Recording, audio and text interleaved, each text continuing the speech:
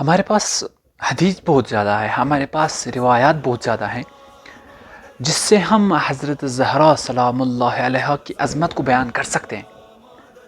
پیغمبر اکرم صلی اللہ علیہ وآلہ وسلم خود روایت ہے ہمارے پاس کہ جب خود پیغمبر اکرم صلی اللہ علیہ وآلہ وسلم کسی جنگ سے، کسی جہاد سے، کسی سفر سے واپس گھر آتے تھے تو سب سے پہلے کس کے پاس جاتے تھے؟ حضرت زہرا سلام اللہ علیہ کے پاس۔ سب سے پہلے کسی گلے لگاتے تھے؟ حضرت زہرا سلام اللہ علیہ کو۔ سب سے پہلے کس کی احوال پرسی کرتے تھے؟ حضرت زہرا سلام اللہ علیہ کو۔ حدیث ہے ہمارے پاس، روایت ہے ہمارے پاس۔ لیکن یہی زہرا سلام اللہ علیہ جب اس کی شادی مولا امیر المؤمنین علیہ السلام سے ہوئی، اس کے بعد پیغمبر اکرم صلی اللہ علیہ وآلہ وسلم اس دنیا سے رخصت کر گئے، تو حضرت زہرا سلام اللہ علیہ نے ایک آواز بلند کی۔ کیا وہ آواز پیغمبر کے پیار کے لیے تھی؟ کیا وہ آواز مولا علی علیہ السلام جو کہ ان کے شوہر تھے اس کے لیے تھی؟ کیا وہ آواز حضرت امام حسن اور امام حسین علیہ السلام کی حق کے لیے تھی؟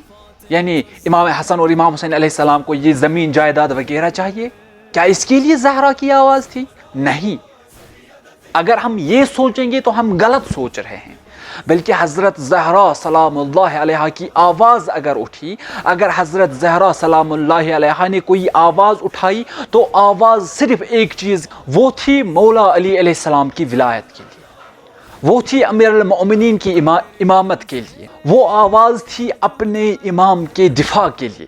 یعنی حضرت زہرا سلام اللہ علیہ اس وقت اٹھی، وہ رسول کے جانشین کے لیے اٹھی، نہ کہ اپنے کسی مفاد کے لیے، اپنے کسی حق کے لیے۔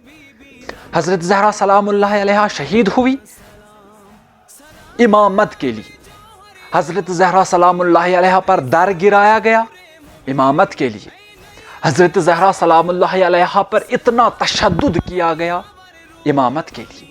یہ سب جو مصائب اس پر ہوئے، یہ سب مصائب جو حضرت زہرا سلام اللہ علیہ پر ہوئے، بس فقط ایک چیز کے لیے، وہ ہے امامت علی علیہ السلام۔ تو اگر ہم یہ سوچیں گے کہ زہرا اپنے حق کے لیے نکلی تو حق ہم چھپا رہے ہیں۔ حق ہم نے ظاہر کرنا ہے کہ زہرا اٹھی کس لیے، زہرا نے آواز بلند کی کس لیے۔ یہ ہمارا حق بنتا ہے کہ ہم آواز بلند کریں کہ کس لیے کی۔ حضرت زہرا سلام اللہ علیہ وصیت رسول صلی اللہ علیہ وآلہ وسلم کے لیے آواز بلند کی۔ پہلی شہید جو وصیت رسول پر شہید ہو گئی وہ ہے حضرت زہرا سلام اللہ علیہ۔ مجھے ترس بس ایک بات پہ آتا ہے، مجھے بس فکر ایک بات پہ ہوتی ہے کہ پتہ ہے امت کو، اپنی امت کو پتہ ہے، رسول کی امت کو پتہ ہے کہ یہ در کس کے لیے ہیں۔ سارے دروازے بند کیے، فاطمہ کا دروازہ کھولا، علی کا دروازہ کھلا رکھا، سارے دروازے بند کر دیے گئے، فاطمہ کا دروازہ کھلا رکھا۔ جس دروازے پر جب جبرائیل آتے تھے وحی لے کر تو پہلے اجازت مانگتے تھے، یا رسول اللہ صلی اللہ علیہ وآلہ وسلم کیا مجھے اجازت ہے کہ میں داخل ہو جاؤں؟ کیوں؟ کہیں اندر زہرا نہ ہو۔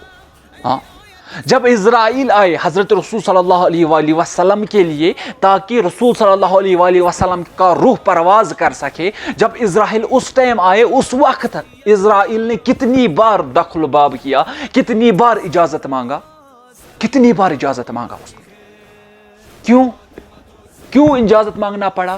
کیونکہ در زہرا کا تھا، کیونکہ دروازہ زہرا کا دروازہ تھا، اس لیے اجازت مانگنا پڑا۔ بس مجھے فکر ہو رہی ہے اس قوم کی، مجھے ترس آ رہا ہے اس قوم پہ، مجھے ترس آ رہا ہے اس ملت پہ، مجھے ترس آ رہا ہے اس قبیلے پہ، مجھے ترس آ رہا ہے اس انسان پہ جس نے یہ دیکھ کر کہ اس پر ملائکہ بھی اجازت لیتے ہیں، اس دروازے کو جلا دیا۔